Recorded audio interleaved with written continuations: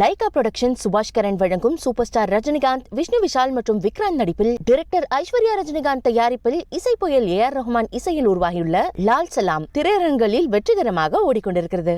வரலாற்று முக்கியத்துவம் வாய்ந்த தீர்ப்பொன்றை உச்சநீதிமன்றம் இன்று பிறப்பித்திருக்கிறது. தேர்தல் நிதி பத்திர முறையை ரத்து செய்வதாக நீதிமன்றம் கூறியுள்ளது. மக்களவைத் தேர்தல் நெருங்கும் நேரத்தில் இந்த தீர்ப்பு மிகவும் முக்கியத்துவம் வாய்ந்ததாக பார்க்கப்படுகிறது. அரசியல் கட்சிகளுக்கு தனிநபர்களும் கார்ப்பரேட் நிறுவனங்களும் தேர்தல் பத்திரங்கள் மூலமாக நன்கொடை வழங்கும் தேர்தல் பத்திர திட்டத்திற்கு எதிராக உச்சநீதிமன்றத்தில் 4 வழக்குகள் தொடுக்கப்பட்டன.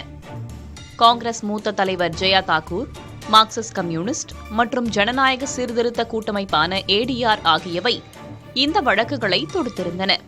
இந்த வழக்குகள் உச்சநீதிமன்ற தலைமை நீதிபதி சந்திரசூட் தலைமையில் சஞ்சீவ் கண்ணா, BR கவாய், JB பட்டிவாலா மற்றும் மனோஜ் மிஸ்ரா ஆகிய 5 நீதிபதிகள் கொண்ட அரசியல் சாசன அமர்வு விசாரித்து வந்தது.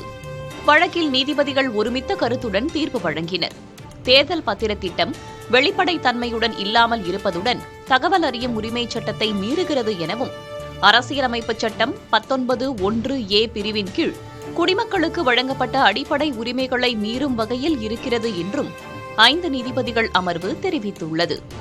எந்தவொரு அரசையும் கணக்கு கேட்கும் உரிமை நாட்டு மக்களுக்கு உள்ளது என்பதை நீதிமன்றங்கள் பல தருணங்களில் கூறியிருப்பதாகவும், தகவல் அறியும் உரிமை சட்டத்தின் முக்கிய அம்சமே இவைதான். ஆனால் தேர்தல் பத்திர சட்ட நடைமுறை விவகாரங்களில் இவை முழுவதுமாக மீறப்பட்டுள்ளன என நீதிபதிகள் தீர்ப்பில் தெரிவித்தனர். இந்திய அரசியலமைப்பு சட்டத்தையும் வாக்காளர்கள் உரிமைகளையும் தகவல் அறியும் உரிமை சட்டத்தையும் மீறக்கூடிய வகையில் உள்ள தேர்தல் பத்திர சட்ட திட்டத்தை ரத்து செய்வதாக தீர்ப்பளித்திருக்கும் உச்சநீதிமன்றம் இது தொடர்பாக மத்திய அரசால் கொண்டுவரப்பட்ட சட்டத்திருத்த மசோதாக்கள் அனைத்தும் ரத்து செய்யப்படுவதாக அதிரடியாக தீர்ப்பளித்துள்ளது. The court was of the view that clearly a loss-making company or unlimited corporate funding is not healthy for a democracy, because those kind of donations will be made only for quid pro quo or to get benefit, rather than genuine corporate donations for functioning of a democratic setup. So those were the 2 big findings, but broadly the Supreme Court has agreed with all our prayers, and the entire scheme, if I can use the word, has been junked. Delhi governor சம்பந்தப்பட்ட வழக்கில் தீர்ப்பு வழங்கிய ஒரே வாரத்திற்குள் ஒரு அவசர சட்டத்தை கொண்டு வந்து இந்த மத்திய உச்சநீதிமன்றத்தின் தீர்ப்பை நிறுத்தி வைத்தது.